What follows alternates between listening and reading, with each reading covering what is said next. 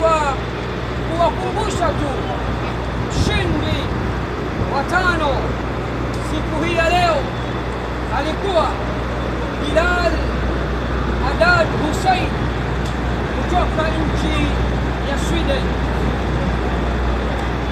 bara la Australia. Mshindi wa nne.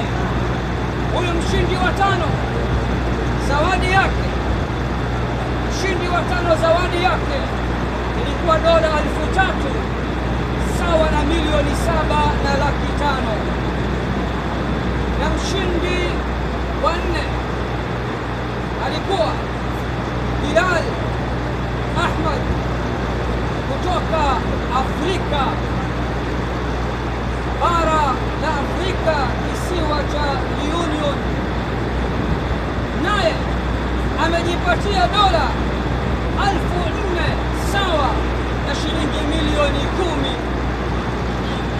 Mshindi wa tatu alikuwa Shuaib Muhammad kutoka Sweden, na zawadi yake amejipatia dola 5,000 sawa na milioni 12,500,000.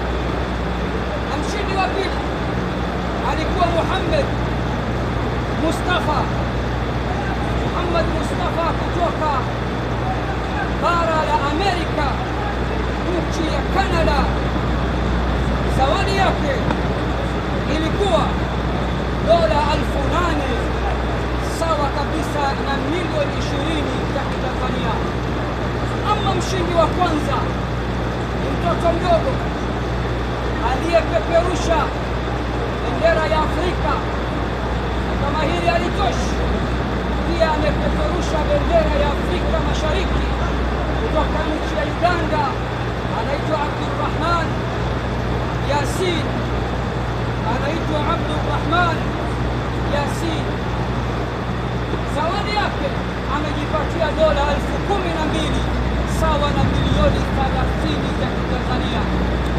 Kama hili halitoshi, ndugu mtangazaji na mtazamaji, kijana huyu pia ameshinda kwa mara nyingine upande wa wale mshiriki mdogo zaidi kuliko washiriki wote. Huyo Mwamba ndiye aliyeshinda kwa mara nyingine, kwa kuwa ni mdogo zaidi.